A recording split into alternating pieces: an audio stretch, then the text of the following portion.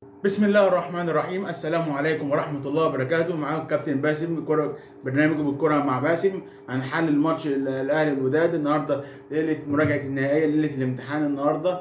في تكون النهارده لازم الأهلي لازم يلعب على لعبه وما يدخلش فينا جوان. لازم نلعب نكسب 2-0 أو 3-0 على الأقل، ما يدخلش فينا جون. لو دخل فينا جون يبقى مشكلة كبيرة. لازم نلعب لعبنا ونركز على الكرة الثابتة، ونركز على أي فرصة، أي انصاف فرصه تجيلنا.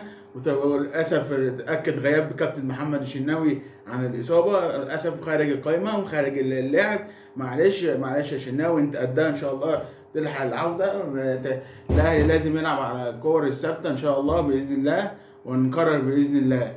تشكيل من وجهه نظر الكابتن باسم الزمر النهارده: مصطفى شوبير في حراسه المرمى، هاني، عبد المنعم، ياسر ابراهيم، علي معلول، مروان عطيه، حمدي فتحي، السوليه، تاو، كهربا، وحسين الشحات. اما ده ممكن ده تشكيل من وجهه نظر كابتن باسم.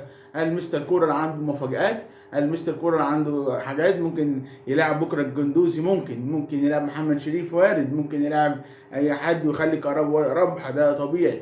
ربنا يسهل باذن الله، وربنا يوفق الاهلي ان شاء الله. افريقيا اهلي، ال 11 اهلي. شكرا، سلام عليكم.